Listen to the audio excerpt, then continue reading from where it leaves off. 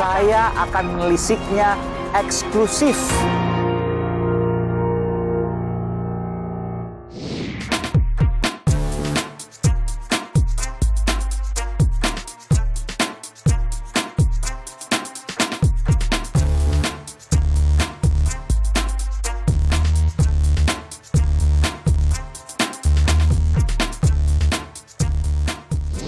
Apakah kemudian bayangan, ada kekhawatiran dari kawan-kawan di Bali misalnya pelaku usaha, pariwisata dan lain sebagainya.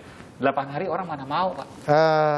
Ini tentu harus kita mulai dengan langkah yang sangat hati-hati, ekstra hati-hati, prudent. Yang pasti adalah wisatawan yang berkualitas. Wisatawan berkualitas itu adalah wisatawan yang menghormati hukum yang berlaku di Indonesia, menghormati budaya Indonesia dan budaya Bali khususnya. Kemudian waktu tinggalnya di Bali cukup lama, dan yang berikut adalah dia berbelanja atau spending money-nya itu cukup di Bali. Betul-betul dia berperilaku sebagai seorang wisatawan secara bermartabat itu. Sudah 1,5 tahun, Pak, banyak sekali keterpurukan yang terjadi di Bali karena mayoritas hidup dari pariwisata. Betul. Bagaimana hidup mereka sekarang, Pak? Jadi begini, perekonomian Bali itu lebih dari 52% bergantung dari sektor pariwisata yang langsung.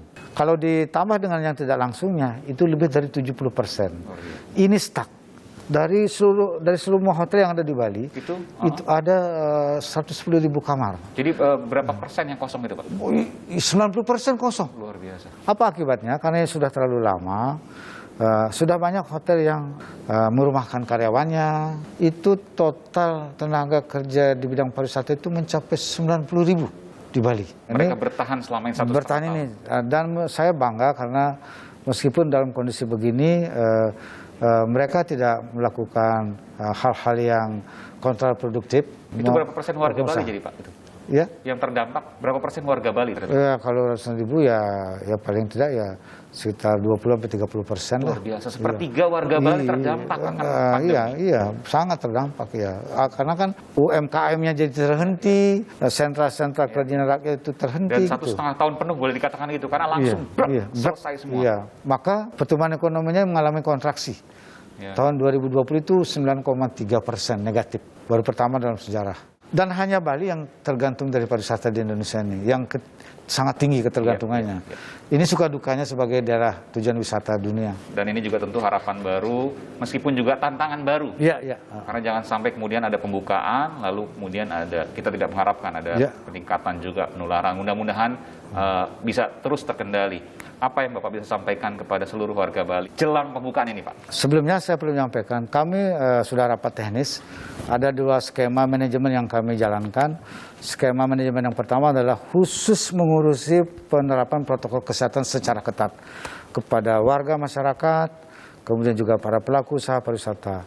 Dan skema manajemen yang kedua itu adalah kaitannya dengan tata kelola menerima kedatangan wisatawan mancanegara, kemudian juga ke tempat hotel penginapan sementara sampai ke hotel penginapan yang permanen. Titik per titik itu semua ada petugas yang kami tempatkan dari TNI dan Polri, Pecalang dan juga Satgas, sehingga memastikan semua terkelola dengan baik.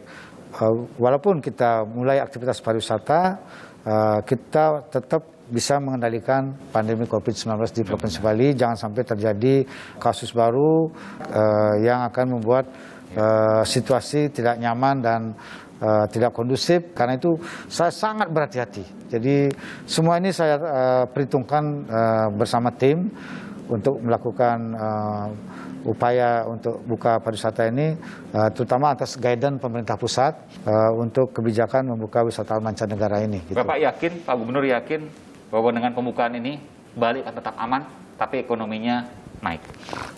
Saya punya keyakinan dari data yang ada dan juga pandangan secara spiritual gitu, sudah ada momentum untuk memulai membuka wisatawan mancanegara ini, dan tentu saja memang ini harus dilakukan dengan ekstra hati-hati.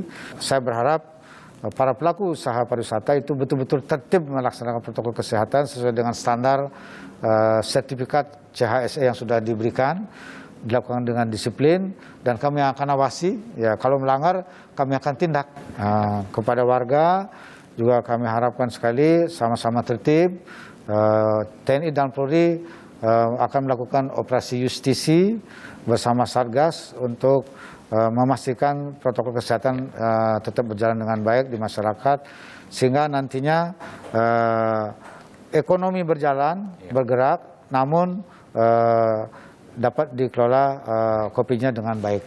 Itu harapan kami. Mobilisasi dilonggarkan, protokol kesehatan diketatkan. Diketatkan, ya. Nggak ada pilihan selain dua itu.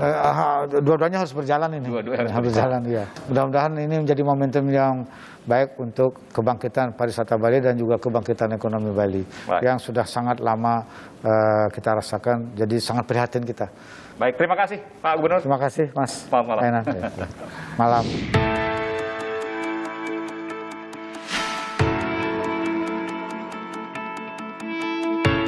Saudara, hidup berdampingan dengan wabah konon harus segera dilakukan, meskipun tidak boleh meninggalkan perhitungan keamanan soal kesehatan. Apa prediksi yang terjadi di depan dan bagaimana cara untuk menanggulanginya? Saya akan menelisiknya eksklusif